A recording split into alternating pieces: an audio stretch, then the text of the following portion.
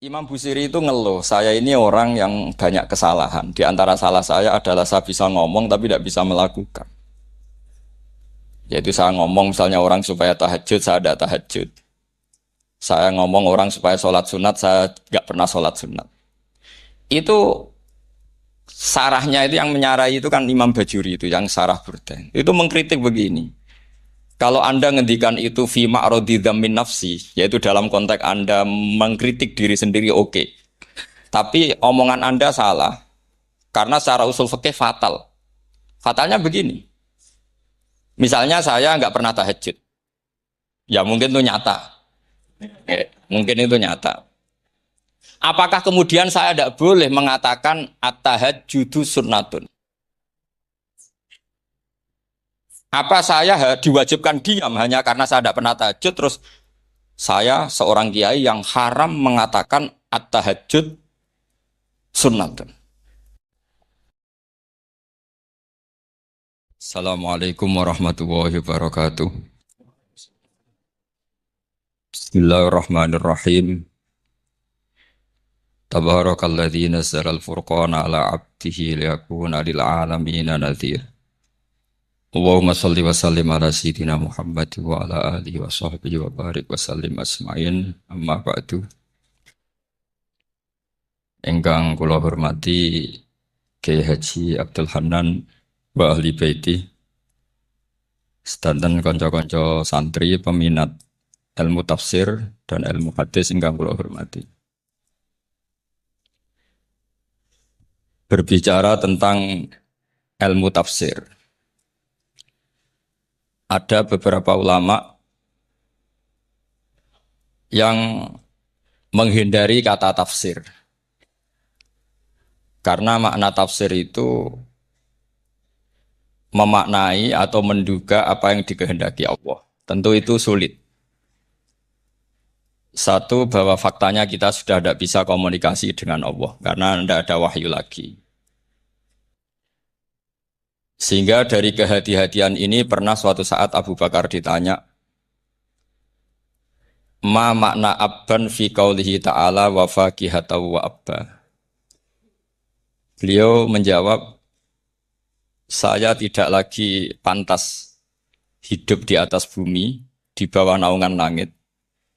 Jika saya mengatakan naqulu fil Quran, jika saya harus berpendapat tentang Quran apa yang tidak saya ketahui. Itu kehati-hatian yang dilakukan Sayyidina Abi Bakrin As-Siddiq. Tapi teori ini berbanding paradok, berbanding ekstrim. Ketika bahwa Quran itu diturunkan itu sebagai hudan, sebagai petunjuk. Kedua sebagai bayanan, sebagai penjelas. Dan ini yang saya yakini.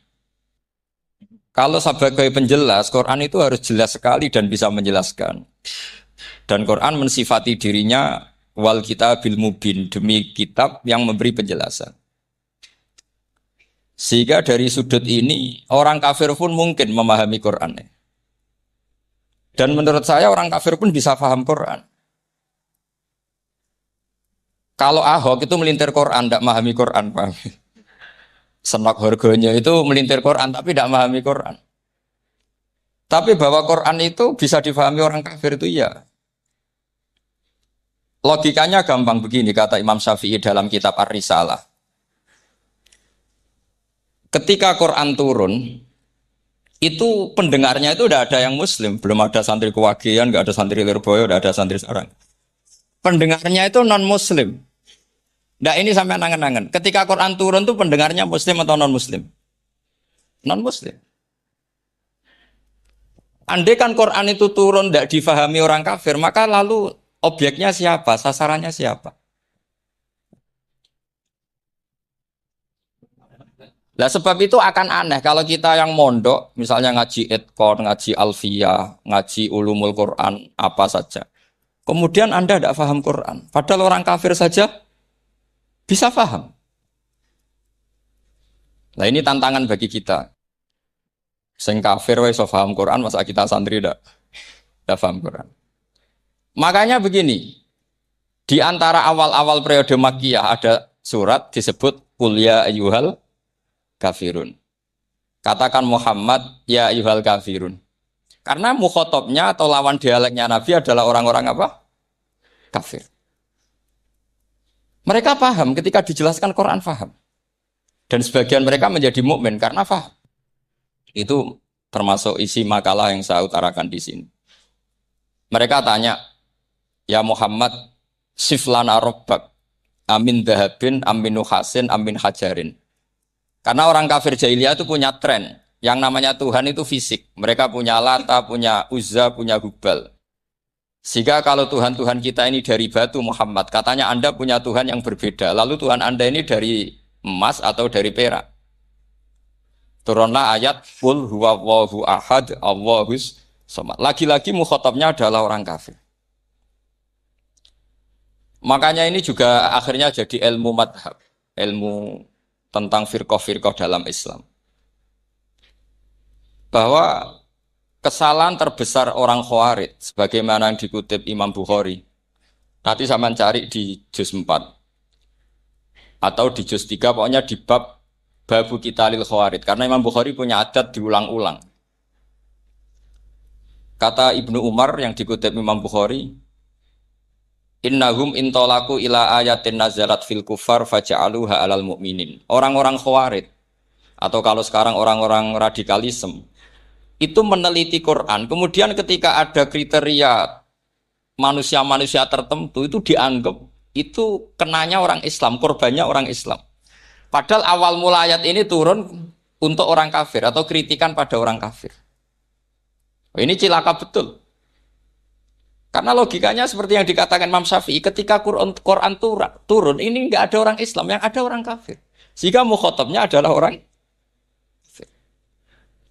Tapi ayat-ayat ini nanti dipakai Khawarij untuk mengcounter orang Islam. Sehingga mereka mudah mengkafirkan kita karena pakai ayat yang dari awal Allah mengkafirkan orang kafir, sekarang ayat itu dipakai mengkafirkan orang Islam. Ini saking gebleknya orang apa?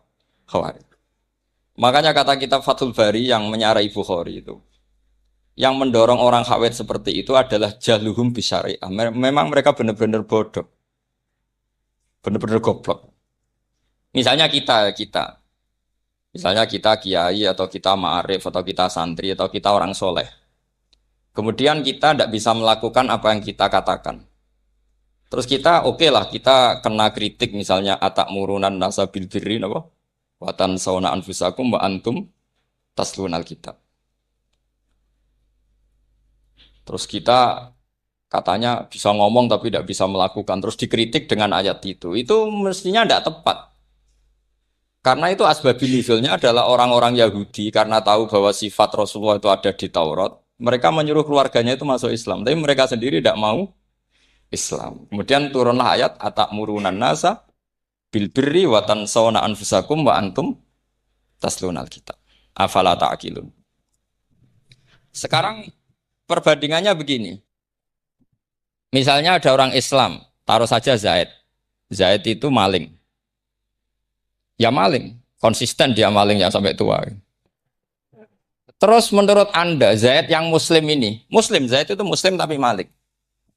Jangan bilang maling tapi muslim, dia itu, ya. Kemudian Zaid bilang ke anaknya, Cong, kowe aja dadi maling, dadi santri sing soleh, sing maling bapak tok. Ndak, ini menurut analisis usul fikih, ngomongnya Zaid itu benar apa salah? Benar kan? Nasihatnya ya benar, ngomongnya juga. Kamu tidak bisa ngeritik Zaid. Kamu bisa ngomong tapi tidak bisa melakukan, tidak bisa. Fa'innal amro bil ma'ruf wajib. Wal qawla bil ma'ruf ya wajib. Wal qawla bil haqqi ya wajib. Jadi itu hal yang berbeda. Misalnya fa'innal amro bil ma'rufi wajibun. Memerintahkan barang baik itu baik. Wa innal qawla bil haqqi ya wajib. Mengatakan yang hak itu ya wajib. Berarti Zaid tetap kena khitab. Kamu harus nasihati anak secara benar. Kamu juga harus ngomong hukum secara benar. Lalu ketika Zaid ngomong hukum secara benar, Cong ojo maling, maling ku dosa. Cong ojo nerusno profesine bapak maling, maling itu tidak benar. Dia berarti sudah melakukan dua kebenaran, yaitu ngomongnya benar, nasihatnya benar. Dia salah, perilakunya tetap maling. Tapi jangan karena dia maling lalu omongannya nggak salah juga, berarti salahnya malah tiga. Makanya ini pentingnya ngaji sama ulama sama ahli usul fikih. Jadi tidak bisa dicampur adukkan. Zaid gagal dalam perilaku, tapi jangan gagal lagi di nasihat. Nanti kalau dia ada nasihati, maka anaknya terus maling. Alasannya niru bapaknya. Karena bapaknya kalau mau nasihati nanti disemprit sama santri-santri. Pak, sama rawlah nasihati anak sama maling sama dewi. Maling. Oh, tidak bisa cara usul fikih. Itu malah yudroku kulluh, la yudroku napa? Kulluh. Atau bahasa populernya al-maisur la yaskutu bil maksud. Misalnya kita sebagai kiai hanya bisa takrib, hanya bisa jurumnya. Apa yang muda Fatul Mu'in cek abote. Bulet, maknanya bulet. Kamu tidak boleh ngomong gini, Cong. Kue sebagai muridku kudu nurut aku. Nak gurumu goblok tok takrib, kue tok takrib wae. Gak oleh ngelangkai guru, gak sopan gitu misalnya. Gak boleh gitu. Tetap kita ngomong, Cong. Kue aja koyok aku. Kue kudu alim Fatul Mu'in, alim Fatul Wahab. Sama tidak bisa protes. Pak guru sendiri tidak bisa, tidak bisa. Kebenaran tetap sebagai kebenaran meskipun kita tidak kuat melakukan atau tidak bisa melakukan. Lagi-lagi ayat itu sebenarnya ada untuk kita, untuk orang Yahudi ya ta'murunan nasa bil birri wa tansawna anfusakum wa antum taslunal kitab. Sebab itu istidlal dengan Quran itu memang resikonya tinggi kalau tidak bagi mutabakhir. Karena ya itu tadi. Ini harus ada pengetahuan yang luas tentang asbabun nuzul, tentang kriteria. Nah, kalau terpaksa, saya katakan terpaksa, kalau terpaksa kita itibar itu boleh, tapi itu terpaksa. Bahwa Allah mengkritik orang yang bisa ngomong tapi tidak bisa melakukan.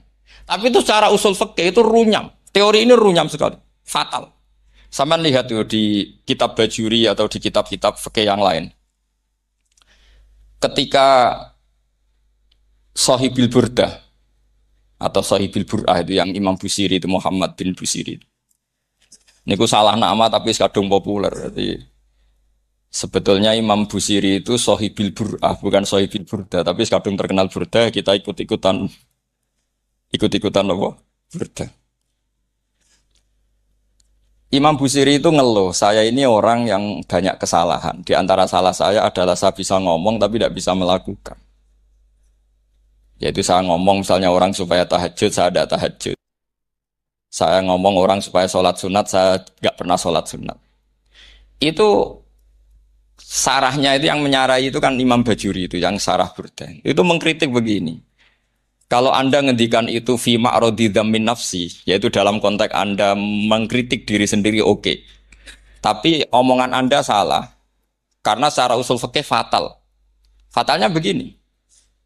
Misalnya saya nggak pernah tahajud, ya mungkin itu nyata, mungkin itu nyata. Apakah kemudian saya tidak boleh mengatakan at-tahajjudu sunnatun? Apa saya diwajibkan diam hanya karena saya tidak pernah tahajud, terus saya seorang kiai yang haram mengatakan at-tahajjud sunnatun? Saya harus tetap mengatakan kalau tahajud itu sunat. Saya kalau punya santri terus saya bilang, Cong, napas nganggur yuk, tahajud. Tahajud itu sunat. Karena mengatakan kebaikan pasti bagian dari kebaikan itu sendiri. Makanya kata Imam Bajuri, faqih fayakunul amru bil ma'rufi mazmuman. Bagaimana mungkin sesuatu yang jelas baik karena memerintahkan kebaikan mazmuman menjadi sesuatu yang tercela hanya karena yang mengatakan tidak melakukan. Fa innal fi'la ya amrun wal hukmu ya amrun akhar. Itu beda. Jangan karena Anda tidak minum teh karena diabetes. Terus Anda kalau ada tamu tidak disuguhi teh. Karena saya sendiri tidak minum teh. Wah ya repot kalau gitu. Nah itu lagi-lagi tadi orang Khawarij salah ketika mengartikan ayat yang harusnya objek kritiknya itu orang kafir, kemudian karena Quran lama sekali dibaca orang Islam, sampai orang itu lupa kalau Quran awalnya turun diantaranya adalah membenahi akidahnya orang kafir, sehingga korbannya orang Islam. Itu mirip seperti cerita kita ya, santri-santri itu kalau punya musuh, Itu baca Hizib Nasor. Dulu pengarang Hizib Nasor itu musuhnya orang fasik, sehingga dihizib. Santri ora duwe musuh wong fasik, duwene kancane dhewe. Akhirnya kancane yang kena hizib. Nah ini penting saya aturkan ya, sama seperti itu. Lama sekali Quran itu hanya dibaca orang Islam dan komunitasnya Muslim. Sehingga seakan-akan semua kritikan Quran itu pada orang nopo Islam. Padahal jelas Quran ada qul ya ayyuhal kafir. Jelas mukhatabnya orang kafir. Sadaqata lakum dinukum waliyadin. Nah ini penting kalau aturakan. Makanya kalau melihat itu, Quran jelas bisa difahami orang kafir. Bahkan banyak orang kafir yang menjadi Muslim karena faham maknanya apa? Faham maknanya Quran. Itu jelas sekali. Itu masyhur sekali dialeknya Nabi dengan Walid bin Mughirah, dengan Utbah, dengan banyak sekali termasuk dengan Abu Jahal, dengan Abu Lahab. Bahkan orang-orang kafir Quraisy itu menyewa namanya Musailamah Al-Kadzab. Kalau di sini umumnya baca Musailamah apa Musailimah? Trennya di sini. Pakai fathah ya. Oh, itu entah ya, nggak tahu saya yang masalah yang mana itu kan, karena memang kalau dalam ilmu riwayat itu sekali salah baca itu kasus betul, kayak Sa'id bin Musayyab atau Sa'id bin Musayyib itu ketika beliau sugeng itu kalau dipanggil Sa'id bin Musayyab itu marah besar karena maknanya Sa'id al-Musayyab itu yang ditawan, makanya beliau bilang sayyabatni Irak wa anal Musayyib. Orang Irak mengatakan saya ini ditawan. Sebenarnya saya yang menawan mereka. Tapi al-masyhur itu dibaca Sa'id bin Musayyab. Padahal dia tidak mau dipanggil Sa'id bin Musayyab. Sa'id bin Musayyab. Karena nama ini penting. Pentingnya begini. Ini kata Rasulullah kalau sedang guyon. Kata Nabi, mbok kamu itu sekali-kali mikir. Kenapa saya ini diberi nama Allah Muhammad? Ini hadis sahih di Bukhari, ada di Kitabul Adab. Banyaklah teks ini. Kenapa ya Rasulullah? Allah itu senang bingung wong kafir, kata Rasulullah. Karena Abu Jahal kalau manggil saya jadi bingung. Itu kalau orang Arab kan pasti tahu maknanya. Muhammad maknanya orang yang terpuji. Sehingga kalau Abu Lahab ngomong itu jadi paradok. Hei orang yang terpuji, kamu bohong. Kan jadi aneh. Ya Muhammad kadzabta, hei Muhammad kamu bohong. Kalau diterjemahkan, hei orang terpuji, kamu bohong. Itu akhirnya sahabat tertawa-tawa. Karena cek pinter deh pangeran milih nama kamu ya Rasulullah. Karena ini bingungkan musuh. Gitu. Makanya kalau kamu udah anak kiai, itu anak kamu panggil namakan saja Agus. Pasti satu pondok manggil Gus semua. Nah, itu aman itu. Itu yang nggak seneng tetap panggil Gus. Karena kalau untuk Gus putra kiai kan butuh di bapak kiai, kan bapak ayus kadung ra kiai itu kan. Itu ada triknya, yaitu anaknya dinamain. Nah, itu Rasulullah itu sudah dipilih sedemikian rupa oleh Allah. Perilakunya benar, ahwalnya benar, sak namanya juga benar. Sehingga ketika Abu Jahal, Abu Lahab tahu bahwa nama Muhammad ini problem karena ini madah. Madah itu memuji. Sehingga mereka kalau mencari Muhammad itu bilang, Ainal madmum, mana orang yang tercela. Terus orang-orang Quraisy tidak paham, kamu nyari siapa? Akhirnya mereka bilang, Ana atlubu Muhammad dan saya cari Muhammad. Akhirnya yang bilang Muhammad lagi. Nah, itu. Nah, Quran juga main di ranah nama. Sehingga Abu Jahal itu namanya kan Abul Hakam. Orang Islam dari awal memanggil Abu Jahal. Karena kalau sampai kita manggil Abul Hakam, kita akan mengalami paradok. Ya Abul Hakam, hei bapak dari semua kebijakan, kamu begini kan kacau. Makanya itu dari sini orang nggak boleh salah apa? Salah. Ini penting kolaborakan karena kadang menganalisis Quran itu satu bilisanin Arabi mubin, kata Imam Syafi'i, wa innahu latanzilu rabbil alamin nazala bihir rohul amin ala qalbika litakuna minal mundzirin bilisanin Arabi mubin. Di antara, kata Imam Syafi'i ini, di antara aturan pokok memahami Quran adalah dia malian bil Arabiyah. Dia sangat-sangat menguasai bahasa Arab. Itu masyhur dalam dialek Imam Syafi'i. Saman kalau ngaji takrib atau Fathul Mu'in, syarat sahnya tayamum lil musafir itu apa? Tolabul ma. Mencari apa? Air. Sampai kalau di takrib dicontohkan. Kalau di tempat atas nyari ke bawah, kalau ke bawah nyari ke atas. Imam Syafi'i ditanya, kaifa taqulu bisyartit tolab? Bagaimana Anda berpendapat bahwa tolabul ma itu wajib untuk menjadi sahnya tayamum? Terus Imam Syafi'i faqara'a falam tajidu ma'an. Kamu pergi, kemudian falam tajidu ma'an, kamu tidak menemukan air. Terus Imam Syafi'i mengatakan, la yuqalu liman lam yatlub lam yajid wa innama yuqalu lam ya'rif, kata.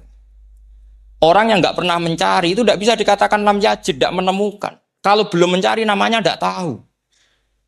Padahal Quran bilang kamu pergi kemudian kamu tidak menemukan air. Tidak menemukan itu berarti harus mencari dulu baru dikatakan lam yajid, tidak menemukan. Kalau tidak pernah mencari namanya tidak. Hanya gitu tok itu jadi ilmu bahwa tolabul ma itu wajib karena Allah mengatakan falam tajidu ma la yuqalu liman lam yatlub lam yajid wa innama yuqalu lam ya'rif. Orang dikatakan tidak menemukan berarti setelah mencari kemudian kesimpulannya tidak menemukan. Kalau belum mencari namanya apa? Tidak tahu. Nah, dari sini Imam Syafi'i istidlal wajib tolabul. Ini namanya malian bil arabiyah. Dia menguasai bahasa Arab. Begitu juga ulama-ulama sufi. Itu ada cerita Bayazid Al-Bustami itu ada muridnya baca ayat wasiqal ladzina taqaw rabbahum ilal jannati zumara. Orang-orang takwa itu digiring menuju surga. Itu dia nangis. Muridnya kaget. Ini guru saya tidak benar, ini ada cerita surga, tapi dia malah nangis karena ayatnya itu digiring. Terus kata Abu Yazid, mereka itu di mana saja? Masa ke surga aja butuh digiring? Ke surga itu kan nikmat, ngapain butuh digiring? Saya tidak mau, kata dia.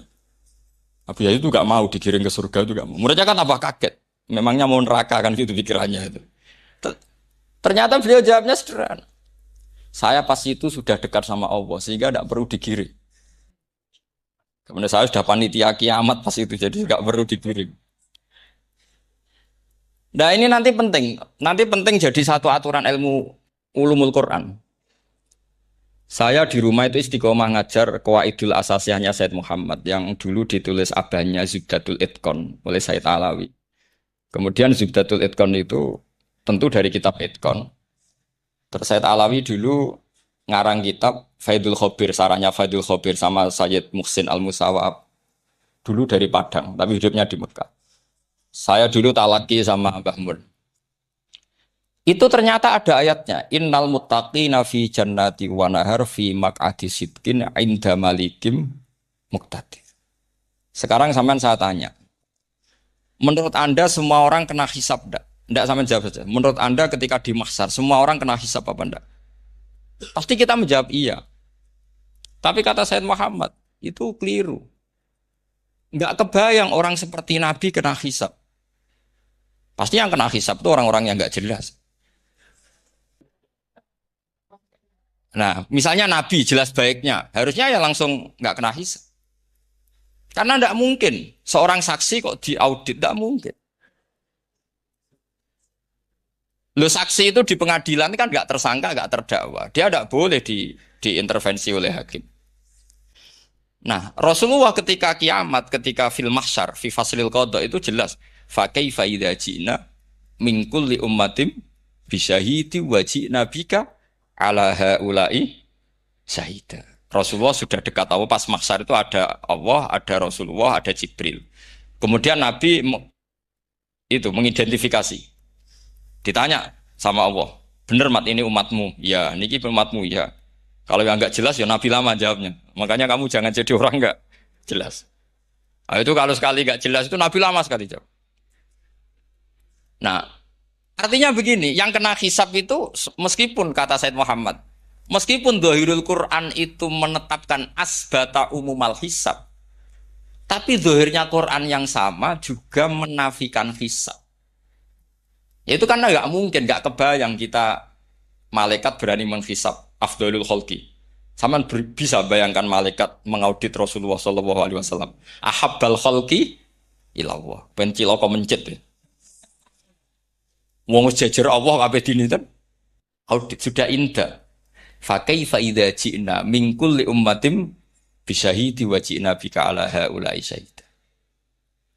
Lalu mungkar nakir juga sama. Sampean bisa bayangkan mungkar nakir tanya Nabi Muhammad. Tesnya susah.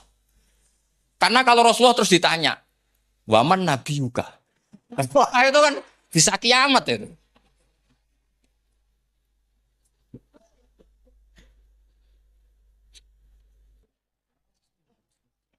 Paham ya? Makanya kata Said Muhammad, ini kan teman-teman tanya, piye carane alim tafsirnya saja, sarannya satu hafal Quran, dua hafal Sahih Muslim, tiga semua orang sudah mati, tinggal kamu yang alim. Nah, itu. Oh itu mesti aman itu. Nah kalau sampean tanya saya, apa buktinya Gus kalau orang tertentu tidak kena hisab? Ya buktinya tadi misalnya innalladzina qalu rabbuna Allahu tsummas taqamu tatanazzalu alaihimul malaikatu alla takhafu wala tahzanu wa absyiru. Mungkar nakir adalah malaikat penakut membawa ketakutan. Sementara para wali ini jelas malaikat kena konstitusi. Malaikat harus mengatakan ke para wali alla takhafu wala tahzanu. Padahal Nabi tentu Sayyidul Auli. Para wali saja malaikat kena aturan kamu harus bilang alla takhafu wala tahzanu wa absyiru. Hei para wali, kamu jangan susah, jangan gentar, kamu harus gembira. Kamu bisa bayangkan misalnya mungkar nakir bawa godok atau orang kalau dipukul ajul sak walang-walang. Kemudian kamu bayangkan si Abdul Qadir ngalami itu, Abdul Hasan Asadali ngalami itu, Abu Yazid Al Bustami. Kalau itu ngalami gitu semua, ngapain kita jadikan mursyid? Kan sama nasibnya dengan kita. Nah, Zahirul Quran mengatakan asbatal hisabah. Tapi Zahirul Quran di ayat yang lain lam yusbit al hisabah. Makanya tadi umumul Quran juga ditaksis dengan muqayyid. Yang mutlak ditaksis dengan yang muqayyad. Yang mujmal ya sama seperti itu, aturannya seperti itu, ditafsir sama yang mufassal. Sama orang kafir yang jelas, sampean bisa bayangkan malaikat ngaudit Fir'aun. Cek kurang penggaweane. Jelas eleke kok di audit. Misalnya Abu Lahab di audit, oh malaikatnya celaka mencet. Berarti dia agak percaya sama pernyataan Tuhan tabat yada abi lahabiu. Malaikat kok ngaudit Abu Lahab. Mungkin Gusti kula ceke. Nak menawi wonten api. Lho ki ora tau ngaji Quran tapi wong ayate tabat yada kok cek di cek. Nah, yang seperti ini masuknya kategori ulaikal ladzina satruse mereka yang kafir bi ayati rabbihim wa liqaihi fahabitos maluhum fala nuqimu lahum yaumal qiyamati was. Jadi ada orang-orang kafir yang jelas kena aturan fala nuqimu lahum yaumal qiyamati was. Yang jelas kafirnya ya gak kena hisab, yang jelas nabinya, jelas wasinya juga gak kena hisab. Yang kena kita di tengah-tengah. Tapi ilmu itu ikut mainstream karena semua orang bilang ada hisab ya kita ikut-ikut bilang ya sudah gitu saja. Tapi kalau aslinya ya rapati percaya. Umumnya uang gerono mati ditalkin ya kita melok-melokan nalkin. Tapi kalau kadang ya gak kebayang. Piye nak wali-wali ditalkin. Makanya ada di dunia wali itu ada cerita Rabi'ah Adawiyah itu termasuk keramat beliau itu. Kali Imam Sibawi kan dalam cerita wali kan ditanya marbuka ngapunten niku man mausul napa istifham. Wah itu malaikatnya ndak pernah khataman alfiyah kan repot. Kalau Rabi Adawiyah lebih parah lagi itu. Beliau tuh nangis sekeras-kerasnya. Nangis terisak-isak, dia tersiksa. Ya Allah, engkau itu zat yang paling saya kenali dan harusnya semua makhluk itu kenal engkau. Tapi ini hamba engkau tanya engkau itu siapa? Itu kan ini orang aneh kata gitu. Karena Allah itu adharud dhahir kata sampai Imam Sibawi misalkan a'raful ma'arif. Jadi wong ora ora wis geblek tenan dari Imam Sibawi. Imam Sibawi kan atas nama dia pakar nahwu pertama mengatakan dhamir paling makrifat di antara 6 isim makrifat paling makrifat itu dhamir. Tapi meskipun gitu a'raful ma'arif Allah. Yang paling makrifat dari sekian isim makrifat itu Allah. Artinya satu nama yang orang harus kenal semua. Makanya di antara keramat beliau ketika ditanya, wong kok ora tau ngaji fikih men ngaji nahwu wae. Gak tahu dia ngaji carane sesuci, carane iddah, tuh gak tahu ngaji nahwu. Terus dia tanya, bima fa'ala rabbuka. Lalu Allah memperlakukan kamu gimana? Terus kata Imam Subabeh, ghafaroli, Allah mengampuni saya karena saya orang yang mengatakan Allahu a'raful. Ini penting kalau aturakan. Jadi makanya kalau sampean tanya, caranya ilmu alim gimana? Ya satu tadi, kalau sampean masih banyak orang hidup, syaratnya kamu harus hafal Quran, hafal hadis, hafal sekian ribu hadis, hafal sekian ulumul Quran. Itu kalau masih banyak orang hidup. Kalau sudah kamu sendiri hidup, ya sudah. Pokoknya isokulhu ya salim sendiri kan nggak ada saingannya.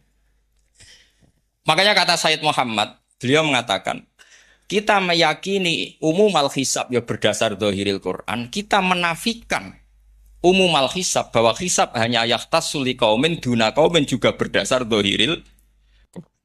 Kita percaya semua mayat ditanya mungkar nangkir ya berdasar dzahiril ahadis. Kita tidak mengumumkan teks ini juga berdasar dzahiril ahadis. Karena malaikat mungkar nangkir juga malaikat. Berarti dia kena aturan kalau ketemu para wali Allah takhafu wala tahzan. Faham sih kalau maksudnya? Ini penting kalau aturakan. Jadi makanya aspek ya. Sampean bisa memulai kalau ingin jadi orang alim tafsir bisa mulai dari yang mudah saja, yang fikih saja. Makanya kata Imam Ghazali, kenapa Mu'tazilah jadi segoblok itu? Karena dia tertipu oleh umumatul Quran, oleh teks-teks umum. Dia tidak tahu mukhassisnya. Padahal setiap ayat umum itu pasti ada mukhassis. Misalnya begini ya, kalau kamu maknanya fikih saja, contoh yang paling mudah familiar itu fikih ya. Misalnya kita ngaji Quran, wal mutallaqatu yatarabbasna bi anfusihinna salasata quru. Kalau orang dicerai, itu iddahnya itu 3 kali masa napa? Suci. Apakah aturan iddah seperti ini hal hadhil iddah amatun likulli mutallaqatin am li mutallaqatin makhsusah? Apa ini semua mutallaqah iddahnya pasti salah satu quru apa orang tertentu? Ya enggak, asal dia mutallaqah pasti iddahnya salah satu quru. Anda goblok, Anda salah besar. Kalau misalnya yang dicerai adalah orang hamil, iddahnya apa? Salah satu quru apa watil hamli? Watil hamli. Kita butuh ayat lain, wa ulatul ahmali ajaluhunna ayyadun hamli. Sama seperti kita ngaji, walladzina tawaffawna minkum wa yadharuna azwaja yatarabbasna bi anfusina arba'ata asyhurin wa asyra. Asal wanita ditinggal mati suaminya, maka iddahnya 4 bulan 10. Apa semuanya demikian? Enggak. Misalnya orang hamil iddahnya biwatil hamil. Artinya kalau Anda tertipu umumatil Quran berarti Anda sama dengan menghukumi orang ditolak semua iddahnya salah satu. Sama misalnya orang sekarang dalil-dalil wa may yatawallahum minkum fa innahu minhum. Kalau berkawan orang kafir maka dia menjadi kafir. Itu kan fatal. Semua nabi ya berkawan orang kafir. Karena dakwahnya memang sama orang kafir. Lo coba, andai kan sampean hafal Quran, itu sama teori itu tuh mungkin menyedihkan. Coba istilahnya Quran. Wazkur akho'at. Wa ila adin akhawum huda. Wa ila samuda akhawum. Terus semua umatnya yang kafir disebut akhawum. Akhaw itu artinya apa? Saudara. Mereka yang berkawan sama orang kafir. Makanya butuh analisis fikih untuk maknani wa may yatawallahu minkum fa innahu. Setelah dianalisis fikih, ternyata semua nabi diistilahkan wa ila madyan akhahum syuaiba, wa ila adin akhahum huda. Akhaw itu artinya apa? Saudara. Kalau sampean tanya, lalu logikanya gimana? Kata kitab-kitab kan wa in kana dasarin fajanibhu suratan. Kalau ada teman buruk, jauhi. Kalau teman baik, temani. Kalau cara usul fikih gampang. Kancanan maling dosa, wong kok kancane maling. Tapi nak dakwai maling. Apik kan? Aku ora ngancani kok dakwai dandani, selesai kan? Ngancani maling elek, nak dakwai maling. Apik. Demenan rondo elek, nak didik apik kan itu seperti itu. Nah, ini penting kalau aturaken. Nah di sini ini makanya NU itu punya sejarah panjang, banyak wali-wali yang jadab, yang cara zahir itu kancanan wong fasik-fasik. Orang syariat bingung, ini wali kok berteman orang fasik. Ya kalau kamu bahasakan teman ya masalah. Kalau kamu bahasakan ini binaan, enggak sama jawab saja. Kalau dibahasakan teman masalah enggak masalah kan? Tapi kalau dibahasakan itu binaan, selesai kan? Sama, Nabi berkawan orang kafir itu enggak karena berkawan, itu binaan Nabi. Memang Nabi itu jadi Nabi, objeknya adalah mengislamkan orang kafir. Ya berlama-lama Nabi dialek dengan mereka, muasyarah sama mereka. Bahkan Nabi diharuskan bersikap baik sama mereka. Itu yang disebut fabima rahmatim minallahi napa lintalahum walau kunta fadzan ghalidhal qalbi lan faddu min haul.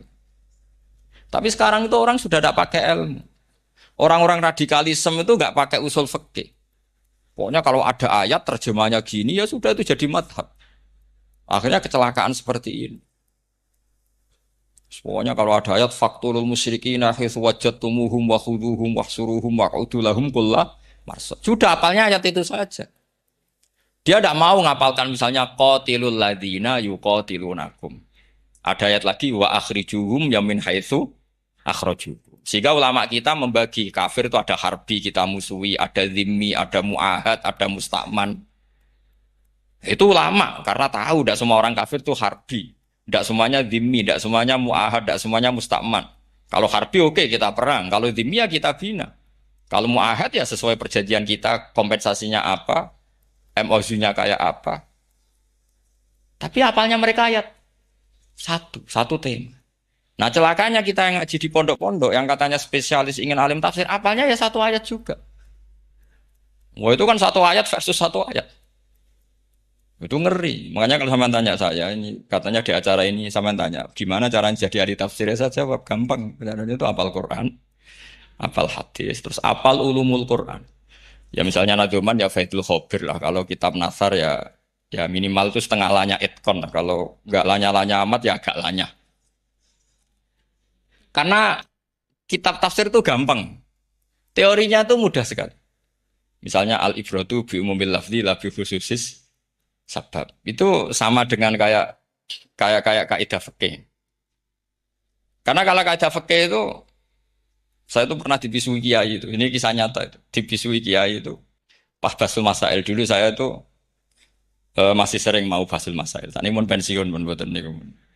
Dulu saya dengan Gus Zofur putrane Bamun itu sering makili Pondok Anwar basul masail fikih. Tapi tidak tahu ceritanya Gus Zofur jadi dokter tafsir, saya juga kok ya tahu-tahu menekuni tafsir. Lama-lama orang itu lupa status saya yang fakih ya. Makanya saya itu ya kadang eman gitu karena ini status penting juga. Tapi status fikih itu kadang memang menyesatkan. Karena begini, itu dulu pernah ada basul masail itu begini. Ini kisah nyata ini. Ada desainer baju putri untuk putri, anak putri. Kemudian desainer itu menciptakan satu celana pendek atau celana seperempat. Dengan desain ini pasti kalau dipakai itu auratnya itu kelihatan. Bagaimana hukumnya desainer ini? Apa termasuk mimman sarro'a as-sayyi'ata? Karena terjadi kasfil aurat. Apa enggak? Rata-rata kalau kiai yang khusuk-khusuk, yang sepuh-sepuh, desainer itu dosa. Gara-gara tren pakaian ini wong wedok buka aurat. Tapi saat kiai-kiai alim yang muda-muda, entah saking belingnya, entah saking pinternya, tidak tahu. Bilang begini, Pak Yai, yang didesain apa? Ya celana itu. Lalu celana itu fungsinya nutupi apa buka aurat? Ya nutupi. Lu kan lumayan urun nutupi. Kalau haram ya dicopot, lu kan malah parah itu. Bingung kayak gini. Sampai bilang gini, wah semanis. Itu kan makanya ini guyon ilmiah. Repotnya ngadepi orang alim muda, itu kan mbok gedhingi ku ilmiah, mbok senengi fasik.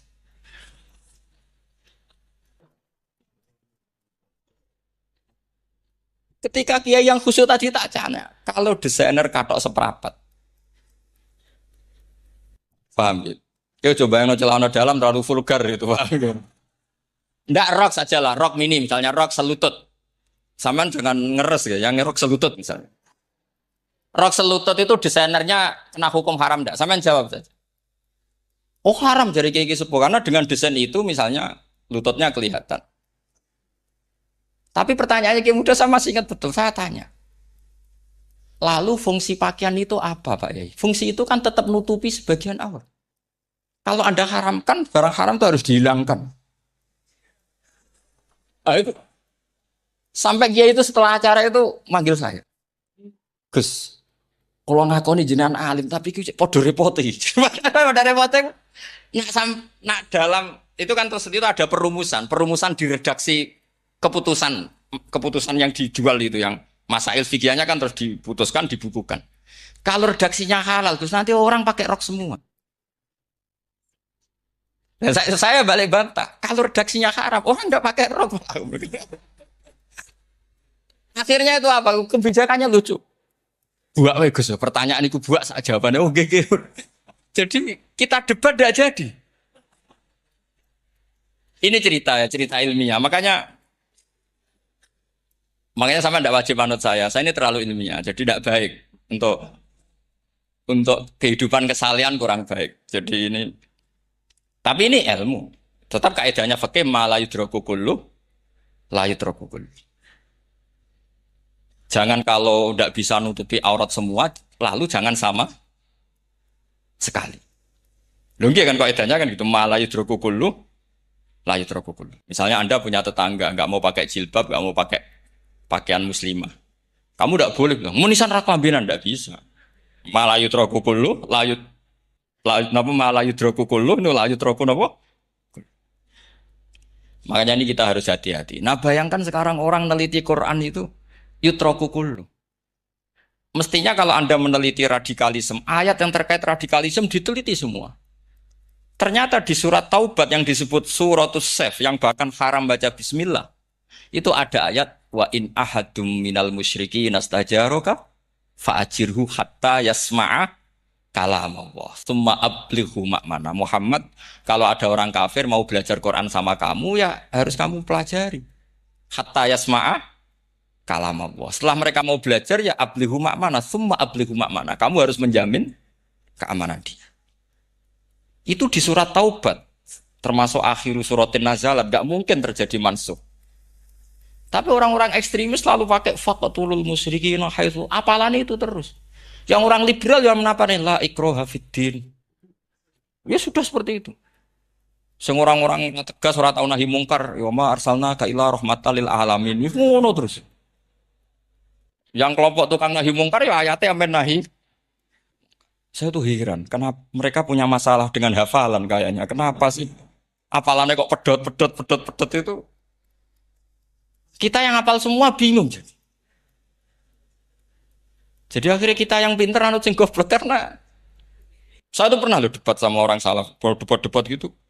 Setelah saya mengutarakan sekian hadis, ada tuh Pak hadis tuh. Harusnya kamu ngaji saya, ada debat-debat tuh yang level. Kalau nggak level tuh nggak boleh kata gitu. Mau itu kan ngeri.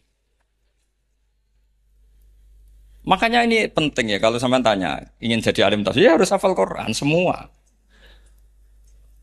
Nah, kalau tidak mungkin yang nunggu orang semua mati baru Anda jadi ahli tafsir. Karena tidak ada musuhnya. Tapi saya pastikan orang kafir pun bisa memahami Quran. Yaitu tadi hatta yasma'a kalam Allah. Sayyidina Umar itu masuk Islam itu gara-gara dengar adiknya baca Toha. Ma anzalna alikal Qur'ana litashqa illa tadhkiratal liman yakhsha tanzilam mimman khalaqal arda was samawati ula ar-rahmanu alal arsis tawa. Itu dia ma huwa bikalamil basar. Tidak mungkin seperti ini karangan manusia itu tidak mungkin. Akhirnya dia Islam.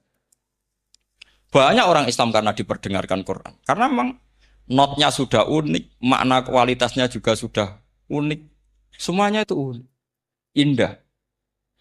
Sampai sekarang pun orang kafir itu orang paling tahu Quran. Makanya Allah mensifati orang kafir itu hasadam min indi anfusihim mim ba'di ma tabayyana lahumul haq. Sekarang sama saya tanya, orang sing tabayyana lahumul haq itu orang paham apa orang enggak paham? Mereka orang kafir itu mengingkari Quran padahal mim ba'di ma tabayyana lahumul haq, setelah kebenaran nyata bagi mereka. Nyata bagi mereka artinya orang kafir paham atau tidak paham? Paham. Cuma mereka punya penyakit hasadam min intianus. Mereka juga kalau ada ayat tentang ahkam yang memberatkan, mereka bilang, "I'ti bi Qur'anin ghairi hadza aw baddilah." Muhammad harusnya jangan tema itu yang diangkat, bu cari Quran yang lain yang enggak tema itu. Mereka sampai memilih tema itu karena paham apa karena tidak paham? Karena paham. Makanya di makalah saya pastikan ngaji tafsir itu gampang karena orang kafir pun bisa. Kalau kasus Ahok itu bukan paham itu melintir, beda, paham sama melintir itu beda. Wah, itu diterjemah kemenang tuh jangan mengangkat kawan orang Islam, bukan mengangkat pemimpin. Ya likinya memang kalau ngangkat teman saja tidak boleh, apalagi ngangkat pemimpin. Fatal mana berteman sama orang salah sama ngangkat. Saman kancanan maling itu apik nak menawa ngandani. Terus ngangkat. Maling ke pimpinanku. Parah mana? Parah mana? Artinya sama saja ketika diterjemah jangan ngangkat teman. Sebetulnya ngangkat pemimpin lebih fatal. Itu kan mafhum awlawiyah, itu kan normal saja. Itu di Quran biasa misalnya innalladzina ya'kuluna amwalal yatama dzulman. Orang yang makan hartanya anak yatim secara zalim. Kamu bilang, "Gus saya tidak makan kok, sepeda motornya tak gasap, tak jual." Yang diharamkan kan makan. Wah, ya sarap kalau gitu. Maknanya begini, memakan harta anak yatim artinya ifsad. Ifsad itu meru.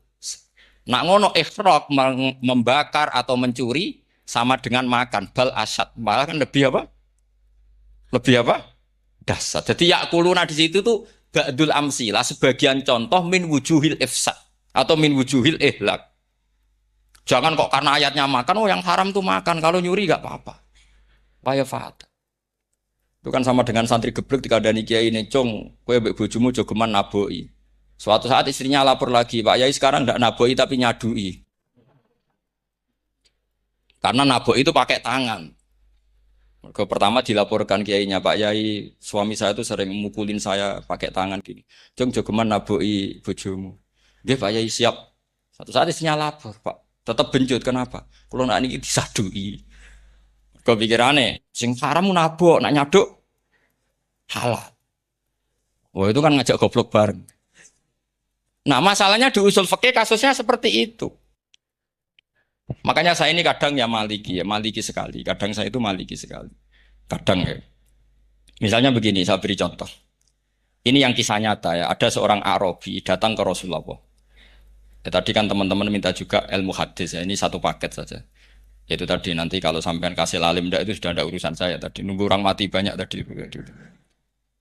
Kalau nggak usah nunggu orang mati, sarannya tadi apal tadi. Ya Rasulullah ahlak tuh. Saya ini orang yang rusak. Wama ahlakaka. Lalu yang bikin rusak kamu apa? Qol waqatu imroati fina hari Ramadan. Saya menjima istri saya ketika masih siang. Fina hari Ramadan, siang Ramadan. Walhasil Nabi tidak menyuruh hanya kodok, tapi menyuruh kafaroh. Kafarohnya itu merdekakan budak atau memberi makan 60 orang miskin atau puasa berapa? Puasa 60 hari. Atau urut merdekakan budak atau puasa 60 hari atau memberi makan sitina miskin. Oke, kita sepakat. Sepakat ya hadis itu sahih dan diulang-ulang oleh Ashabus Sunan.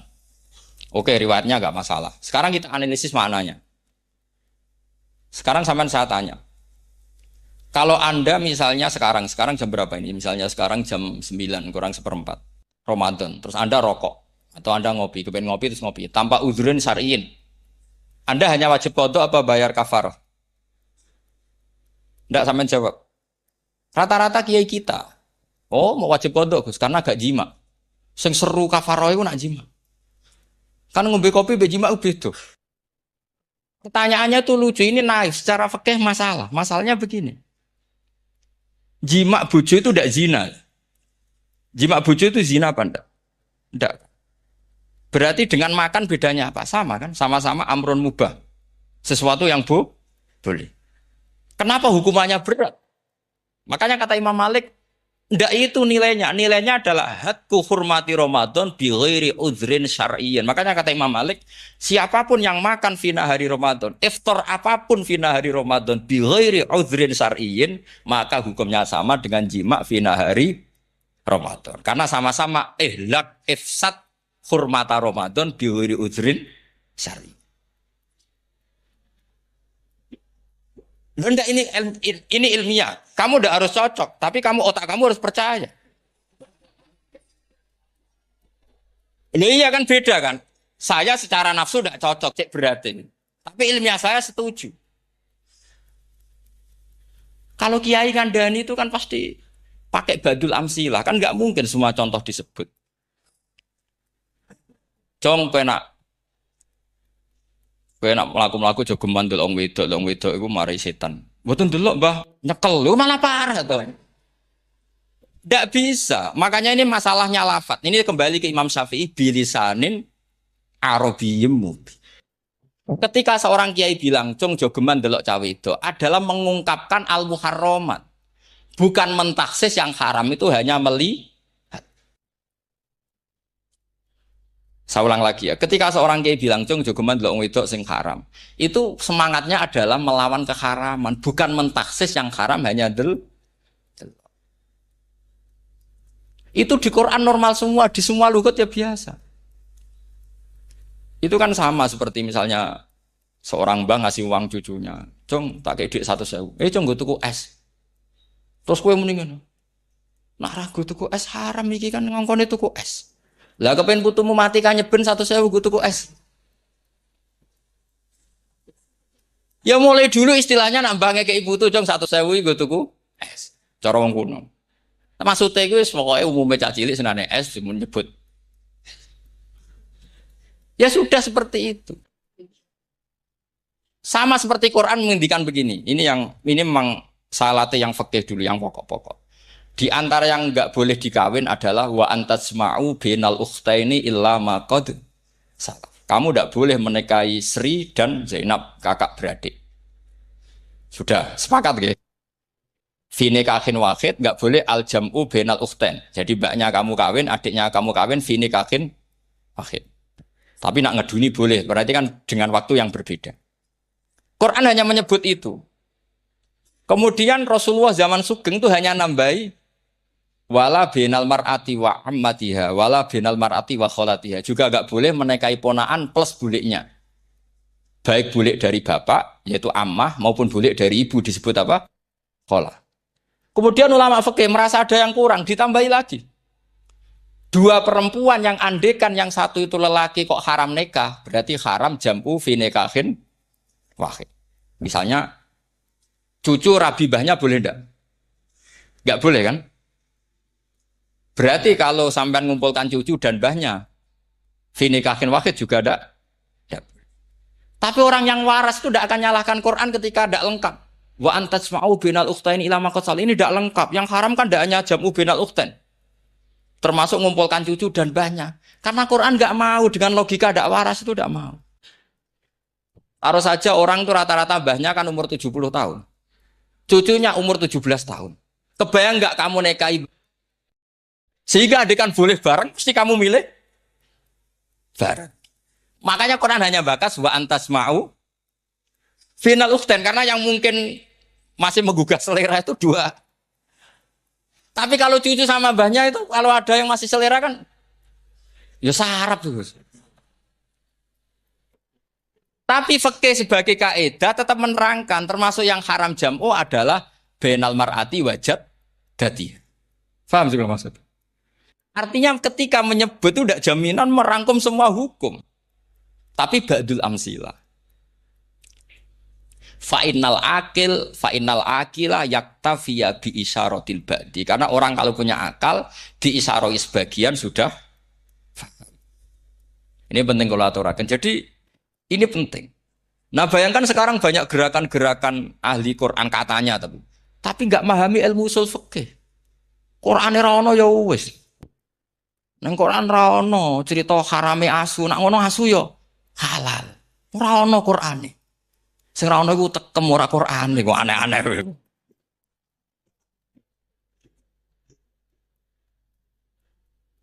Itu kan sama terus sampean misalnya tadi jam 09.00 Ramadan tambah uzurin syariyin terus mangan mie rokokan.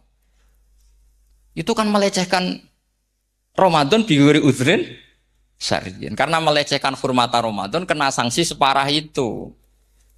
Jangan kamu terus bilang, tapi Nabi hanya bilang masalah jima fi nahar Ramadan. Jima istri itu hukumnya itu tidak zina, hukumnya itu mubah sama dengan makan. Ini coro madzhab Maliki, tapi kita alhamdulillah madzhab Syafi'i. Ya, itu masalahnya. Berhubung itu menguntungkan sami'na wa ata'na. Nah, itu. Tapi saya sendiri dalam konteks ini, saya itu ya sangat-sangat Syafi'iyah, sangat-sangat Syafi'iyah. Dalam banyak hal sangat-sangat Syafi'iyah. Tapi dalam banyak hal kadang-kadang saya ya Maliki. Nah, itu kan kalau sama tanya kenapa gitu? Ya hikmah baca banyak saja. Karena yang Syafi'i itu ya karena bacanya hanya Syafi'i. Itu bukan fanatik, itu keterbatasan. Itu beda, ada apa itu namanya tidak fanatik, itu keterbatasan. Itu beda sekali. Jadi kita harus ngaji yang banyak. Saya termasuk utang ya sama Imam Syafi'i itu baca kitab Ar-Risalah. Itu kitab yang kadang satu ulama baca sampai 500 kali. Yaitu Imam Syafi'i itu dalam kitab Risalah itu begini, ini termasuk ulumul Quran yang paling penting. Mukaddimahnya begini.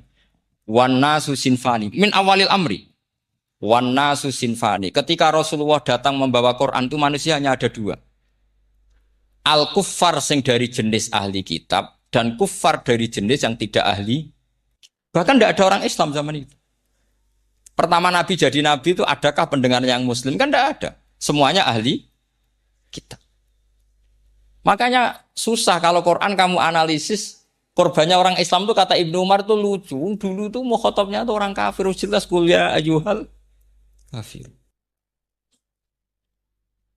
Ya ayuhan nasu ubudu rabbakum alladzi khalaqakum. Jelas orang kafir.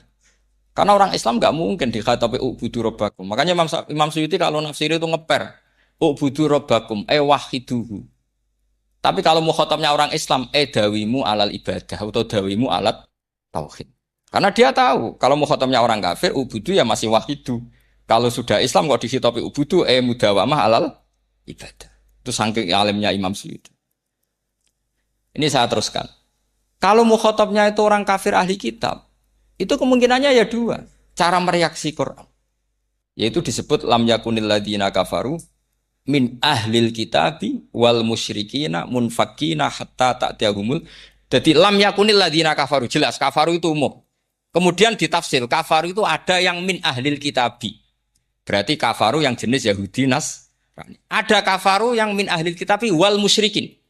Kafaru yang jenis musyrikin, yaitu kafir Mekah. Karena cara kaidah nahwu al-atfu yaqtadi taghayyur, kalau ada ataf pasti konteksnya beda. Ja'a Zaidun wa Amrun, berarti Zaid ada Amar, Amar ya tidak Bakar. Karena Ja'a Zaidun wa Amrun wa Bakrun. Pasti orang ini berbeda. Tidak boleh orang yang sama kamu pakai ataf. Ini sudah clear ya ini ya. Kemudian cara pandang mereka ya beda. Ketika Rasulullah mengajak tauhid, itu ahli kitab tidak masalah. Memang harusnya Tuhan itu satu. Tidak masalah bagi ahli kitab. Problem bagi ahli kitab adalah Muhammad itu nabi. Itu kita nggak suka. Kalau Tuhan satu oke, tapi kalau Muhammad nabi tidak oke. Kita bisa jadi nabi. Kata mereka, karena mereka merasa nasabnya sampai Ibrahim. Sementara zaman itu mereka sanksi Muhammad itu nasabnya konti. Gak jelas. Ini penting kalau aturakan. Sehingga dalam konteks ini Allah menjawab ahli kitab dulu. Ini itu disebut Muhammad itu nasabnya jelas. Ini itu fihi ayatum bayinatum maqamu Ibrahim. Ini saya dengarin. Ibrahim itu jelas pernah ke Mekah. Bukti Ibrahim pernah ke Mekah adalah jejak kaki Ibrahim di makam apa? Makam mereka artinya buatan kuburan, buatan jejak kaki Ibrahim ketika bangun Ka'bah. Fihi ayatum bayinatum maqamu Ibrahim. Pun. Kalau Ibrahim pernah di Mekah artinya beliau pernah nikah di Mekah. Paling tidak punya dzurriyyah di Mekah. Ini Ismail dibawa ke Mekah. Jelas ayatnya wa id yarfa'u Ibrahimul qawaida minal baiti wa Ismail. Ini dengarin ya. Sebab itu saking alimnya berjanji itu beliau tahu betul masalah utama Rasulullah Muhammad adalah disangsikan nasabnya. Sebab itu kitab berjanji pertama cerita. Setelah dia alhamdulillah macam-macam awalu ma'anab tadi saat terus dia bilang wa ba'du fa'akul huwa Muhammad bin Abdillah bin Abdil Muttalib.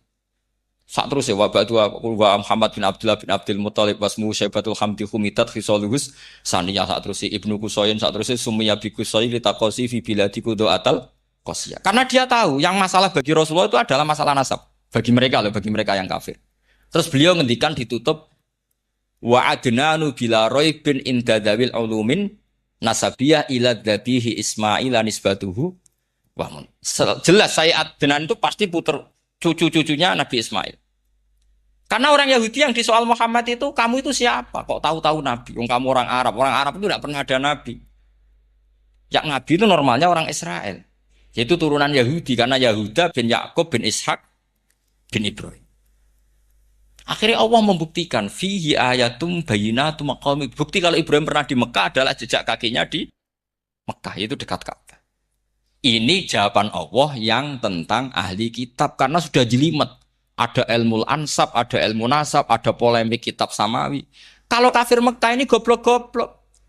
Ketika Rasulullah pakai teori tauhid, orang kafir Mekah itu sangat gobloknya bilang gini, Muhammad, kita ini urusannya banyak, utang kita banyak, kasus saya banyak. Kok Tuhannya satu itu tidak cukup? Yaitu mereka mengatakan aja alal alihata ilahau wahida inna hadza la syai'un ujab. Bagaimana Tuhan hanya satu? Urusan kita banyak, masalah kita banyak. Tuhan nggak boleh satu, harus banyak. Sejumlah urusan kita. Ada Tuhan BPKB, Tuhan macam-macam lah. Ada Tuhan kredit, Tuhan kas, macam-macam lah kan. Sesuai sebanyak urusan kita. Mereka tanya, aja alal alihata ilahau wahida. Masa Tuhan satu? Inna hadza la syai'un ujab. Ini aneh. Tapi Rasulullah dengan sabarnya.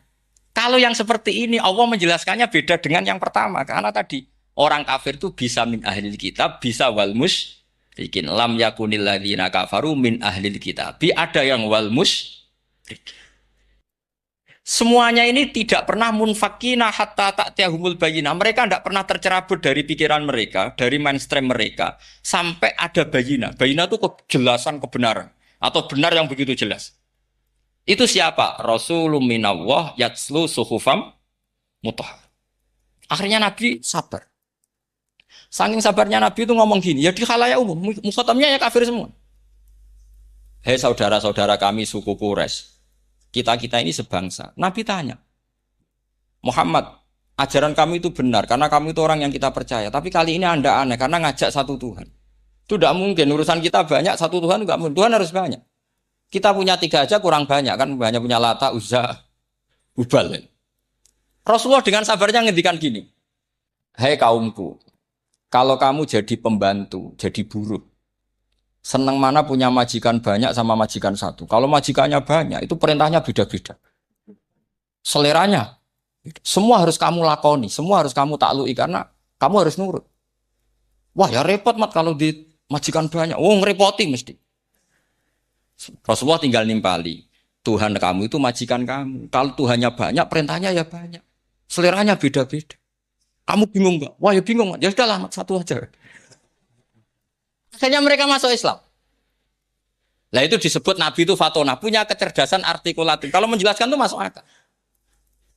Nah itu disebut dorobawahu matalar rojulan fihi syuraka'u mutasyakisuna wa rojulan salamal lirojul hal yastawiyani masalah al